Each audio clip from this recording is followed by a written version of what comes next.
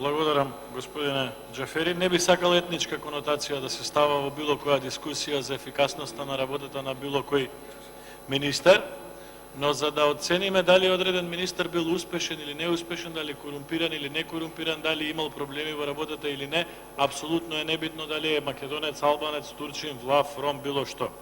Но да подсетам дека со националната програма за култура не да имаше скандали, имаше тресење на сите медиуми бар 2 недели. Јас ќе ве подсетам само на 2 примери, почитуван колега. Сдруженијето Елизиум било формирано после објавување на конкурсот на Министерството за култура, а добило пари за 3 проекти.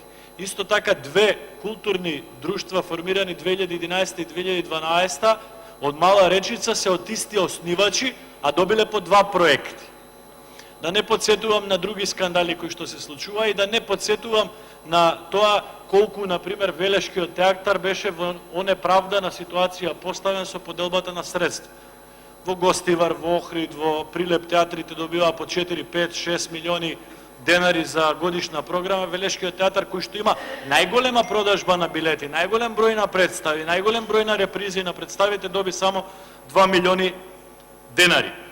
Исто така да подсетам дека во мандатот не само на претходниот министер Асаф Адеми, туку и на неговиот претходник Роберт Аладјозовски, во делот на инфраструктурата и капиталните инвестиции во културата ништо не е направено. Почитуван колега, не треба јас да ве подсетувам вам дека албанскиот театар е оставен запуштен. Не треба да ве подсетувам јас вам дека турскиот театар во Скопје се распаѓа. Не треба да ве подсетувам јас дека проектот за изградба на театар во Струмица исто така е стопиран.